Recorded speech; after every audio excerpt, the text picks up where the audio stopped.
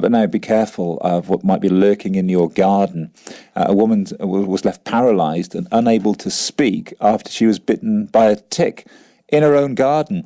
This is Rachel Foulkes Davies from Denbighshire, who was diagnosed with Lyme disease after she took a private test. 3 years on, she's regained her speech, but is still affected by the symptoms day to day. And Rachel's in our studio in Wrexham. Morning, Rachel. Morning. Well, this sounds absolutely horrendous. Take us right back to the beginning. What happened? Did you even notice that something had happened at the time?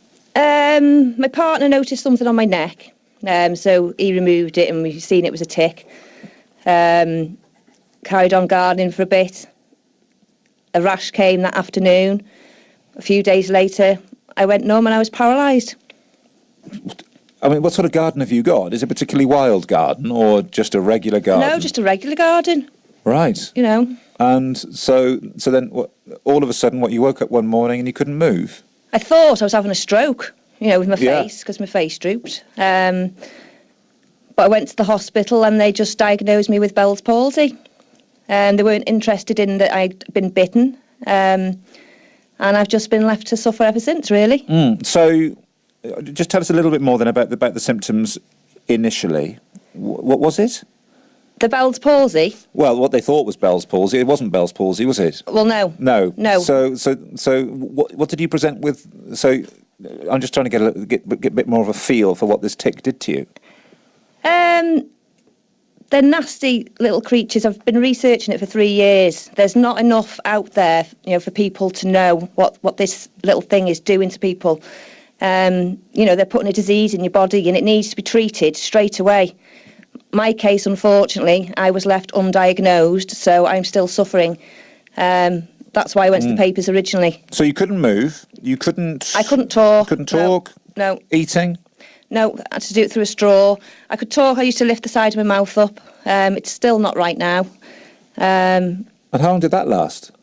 Over a year, a long time. You can still, if you imagine one side of your face isn't working, you can still make out what you're saying, but you don't work properly. But you couldn't move or speak or eat for a year?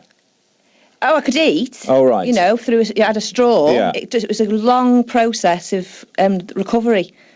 What were they giving you to help that recovery, or is it just something that happens naturally?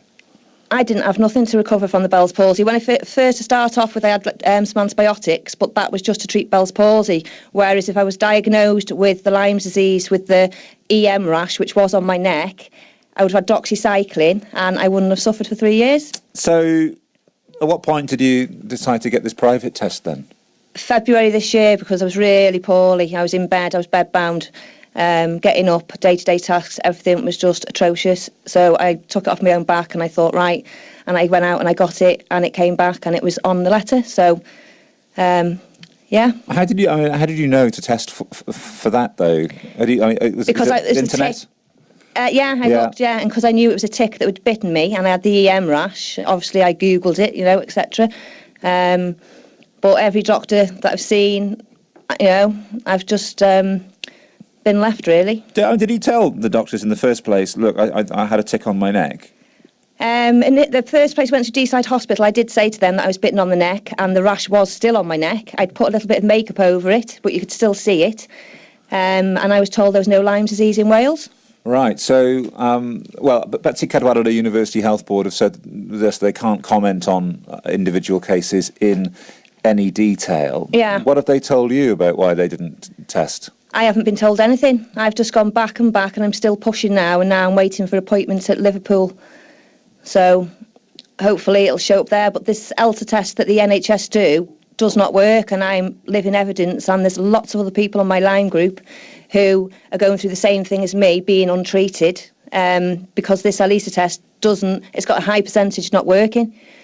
But the bite now, the new NICE guidelines, April, stating that this EM rash, if that is there, that they're to be treated straight away, because that is one of the first signs, even without a test.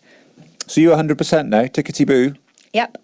It's amazing, isn't it? That it's a simple test, course of drugs, all gone. Well, no, I haven't. I've had 4 weeks antibiotics in February. Yeah. But I've gone downhill, so I've got It's like the tinnitus, the tiredness. I went uphill with the antibiotics and I've gone back down. Oh, so you're not all good now. My face is, well, it's not actually, but it's not what it was. I can talk and I can eat.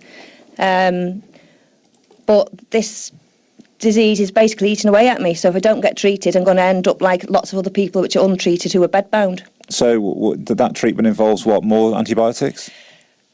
Well, antibiotics, yeah. Do you get those on the National Health? Well, I'm not being treated because my test on the NHS side has come back negative. Basically, I'm being told I can't be treated for something that isn't there. So what are you going to do? I haven't a clue. That's why I went to the papers last week, and that's why I'm here today. Right, but I understand that you are self-medicating, though. So have you been able to? I'm self-medicating, yeah, with spirulina and Cruella. Lots of different people self-medicate with lots of different things. I've tried all sorts. Things don't agree. Certain people, obviously, they didn't agree with me. What I don't quite understand, though, Rachel, is why, if you've gone privately to have the test done, and then you've had this diagnosis, is it not possible then to get the treatment privately? Privately, I can, yeah, but I've looked into private treatments and it costs thousands. Does it? Yeah, it's thousands. There's stars out there that have paid, I think it was 80,000, one of them. There's a billionaire out there. Lucky for him, he was able to pay for his treatments, but I've got 3 children. I haven't got that money to, pay to get better, and it's very upsetting to think that there is treatment out there, but, if you haven't got the funds, you can't do it. Well, Rachel, do keep us in touch and let us know how you get on, won't you? Yeah, I will do, yes. Thank you very much. Rachel Foulkes Davies. And just to complete what Betsy Cadwallader University Health Board told us, because as I say, they wouldn't comment on the individual case, but they said we would encourage anyone who has a concern about the care they've received to contact us directly to discuss this in Wales as well as elsewhere in the UK. Cases of laboratory-confirmed Lyme disease have increased in recent years. This is a result of better reporting, they say, increased diagnostic testing and increased awareness by the public and healthcare professionals. And there's more information, they say, on the NHS Wales website.